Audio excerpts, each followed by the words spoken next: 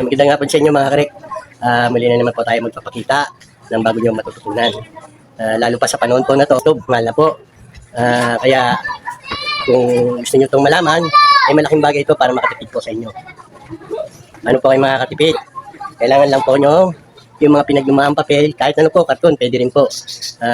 Wag lang po yung may mga plastic na ganito. Yung may mga plastic po siya, wag po. Kasi matagal po siyang masunog. Kaya papel lang po. Yung makikintab po, wag po. Mga gagamitin po, kailangan po yung paglalagyan ng hinulma. Tapos, hulmaan po. Kahit ano pong hulmaan, pwede po yung tubo ng mga alulod, yung mga plastic, pwede po. Kahit mga cubes or kudrado, basta hulmaan lang po. Kahit gaano po kalaki, pero mas maganda yung ganito kalaki. Tapos, kailangan yung may patungan siya. At kailangan din po ng dikdikan. Para pag dinikdik nyo po, hanggang sumisiksik po siya. At pag nadikdik na, pwede na po kalas po. Tulak lang po nito. Angat po yung hulmaan. May iwan na po yung nahulma. At yun po ang magiging uling. Kaya tara na po, paano nyo po malalaman. Pero bago ang lahat, mga karek, click nyo po yung subscriber. Click nyo rin po yung notification bell. At mag-all po kayo para updated po kayo sa mga bago kong i-upload. At wag nyo pong kalimutan, mga karek. I-like nyo po. Share ng marami pong makaalam. Makita rin nila to kung paano gawin at makatipid po sila, makasave sila ng gastusin. Kasi wala naman po itong ganitong panggatong, wala naman po itong gagastusin. Magpo-provide ka lang ng gagamitin, nasa tabi-tabi lang po. Kaya panoorin nyo lang po to, tapusin nyo po mga karit. At matutunan nyo. Ganito lang po yon. Meron na po akong nakahanda. Ito na po siya. Ayan. Ganito lang po yung mga karit. Pipilasin nyo lang po yung mga pinaglumaan ng mga anak nyong mapapil. Ganyan-ganyan lang po. Yan. Yan. Ibabad po. Hanggang sa malusaw po siya. Malusaw lang po. Hanggang sa malusaw po siya. Yan na po. Yan. Pagka malambot na mga karek. Yan. Ganyan-ganyan yan. Para may ipon. Pino. Yan. Ganyan-ganyan lang yan. Pino-pino.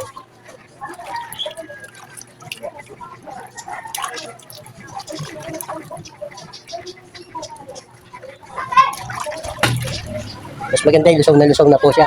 Kung madali na po sa madurog. Mas maganda.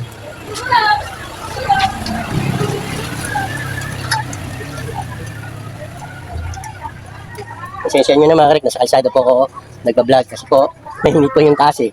May bago po akong pwesto kaya lang nahinit.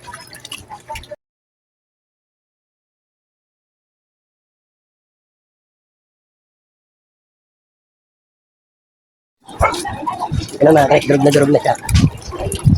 Yan ang gagawin mga karek. Durog na yan. Yan. Pagkapiga niyan, pipigay niyan. Pipiga, tapos lalagay ko rito mga karek. Ito, yan. Para mahulma naman dyan. Maging katulad nun. Ayan yung ginawa ko.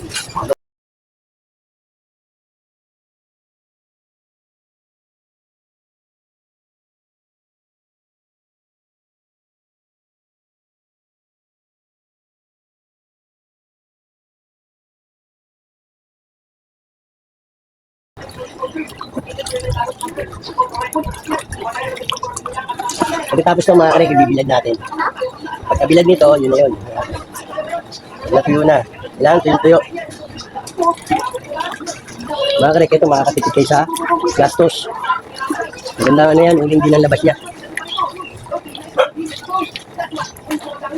Yung mga tinatapon yung mga papel, wag lang yung may mga plastic na papel. Kailangan 20 yung mga karek.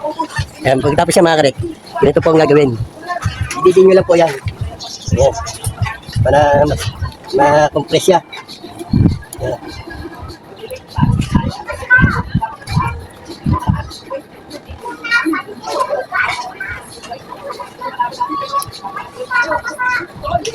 Tapos yan na mga karek.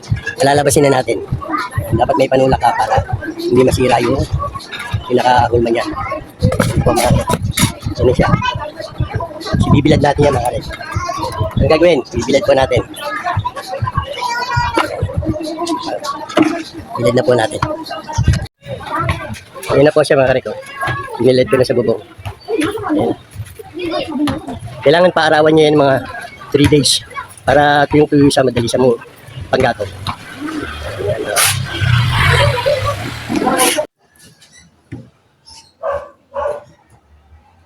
Ito na siya, mga karek. Tigas na, oh. Yung tuyo na. Kahit na isang araw lang, basta bilad na bilad, pwede na po yun. Yun, pwede na po ito ipanggatong. Makakaluto na po ito ng sinaing. Lalagay lang po dun sa ulingan, yung lutuan, at sindihan yung ilalim.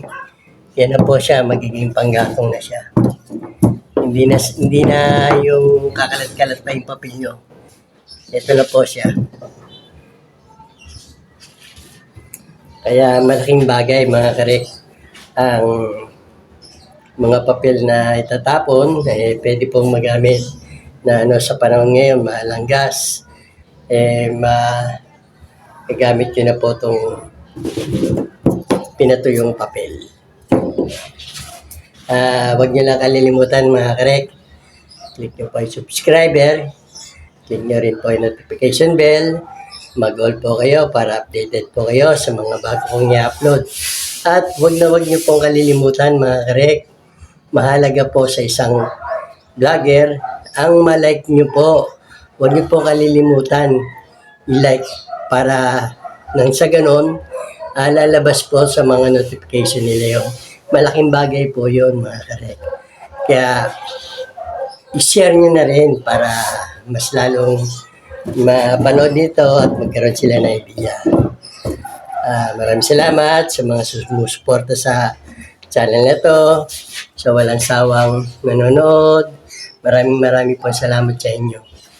God bless and keep safe. Bye-bye!